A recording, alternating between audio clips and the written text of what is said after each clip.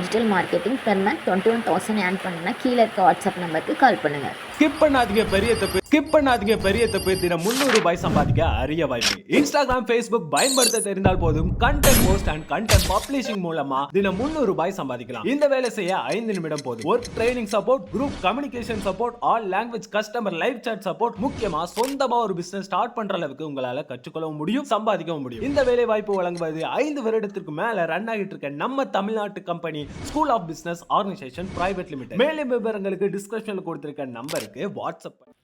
இன்றைக்கி மார்னிங் பிரேக்ஃபாஸ்ட்டுக்கு சப்பாத்தி பண்ணியிருந்தேன், அப்புறம் தக்காளி தொக்கு பண்ணியிருந்தேன். என் ஹஸ்பண்ட் ஏரியராகவே ஒர்க் போயிட்டாங்க. சண்டே ஒர்க் இருந்ததுனால அவங்க வந்து ஒருக்கா சாப்பிட்டுட்டு போகல எதுவுமே. அதனால் இடையில ஒருக்கா வருவேன்னு சொல்லியிருந்தாங்க. அவங்களுக்கு தனியாக எடுத்து வச்சுக்கிட்டேன்.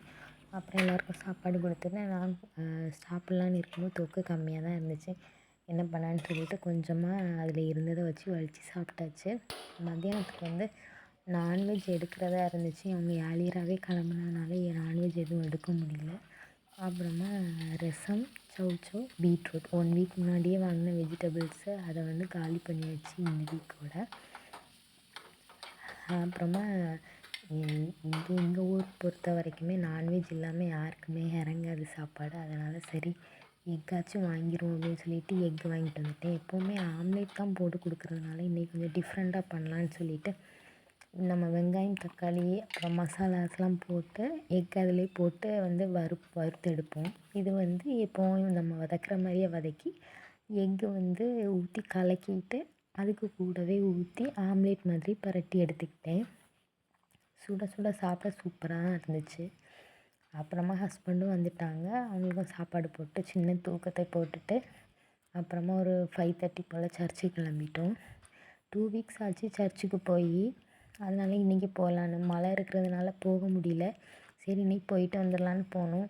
மெயினாக வந்து ஸ்கூலில் இவனுக்கு காஸ்டியூம்ஸு வாங்கணும், இந்த கிறிஸ்மஸ் ஃபெஸ்டிவல் வரதுனால. அதுக்காக ஒவ்வொரு கடையாக போய் பார்த்தோம். ஆனால் நிறைய ஷாப் வந்து ஓப்பனே ஆகலை. ஏன்னா சண்டேங்கிறதுனால ஆஃப்டர்நூனுக்கு பிறகு யாருமே ஓப்பன் பண்ண மாட்டாங்க. ஒரு சில கடையில் போய் பார்த்தோம். அங்கே வந்து ஒன்லி சின்ன சைஸாக இருக்கும், இல்லைன்னா பேண்ட்டு சேராமல் இருந்து அந்த மாதிரி இருந்துச்சு. சரி இன்னொரு நாள் வாங்கிக்கலாம் அப்படின்னு சொல்லிட்டு ஸ்டிக்கு மட்டும் வாங்கிட்டு வந்தோம்.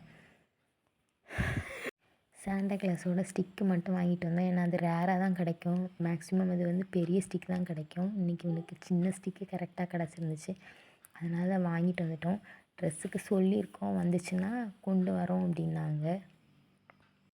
கிறிஸ்மஸ்க்கு இப்போவே ஒரு சில வீடுகளெலாம் லைட்டு போட ஆரம்பிச்சிட்டாங்க. அதை பார்க்கும்போதே அவ்வளோ அழகாக இருக்குது. அது ஒரு நைட்டு போகும்போது சர்ச்சில் கூட இப்போவே டெக்கரேஷன் பண்ணுறதுக்கெல்லாம் ரெடி ஆகிட்டாங்க. அப்புறமா இந்த குடிலெலாம் கட்டுறதுக்கு இப்போவே நிறைய பேர் அந்த சுக்குநாரியெல்லாம் வாங்கிட்டு போகிறத பார்த்தோம். எந்த ஃபெஸ்டிவல் வந்தாலுமே ஃபெஸ்டிவல் வர்றதுக்கு முன்னாடி அவ்வளோ ஹாப்பியாக இருக்குது. ஃபெஸ்டிவல் முடிஞ்சதுக்கப்புறம் தான் அதுக்குள்ளே முடிஞ்சிடுச்சா அப்படின்னு தோணுது. அப்புறமா அப்படியே சுற்றி முற்றி பார்த்துட்டு வீட்டுக்கு வந்து ஒரு வழியாக சேர்ந்துட்டோம்.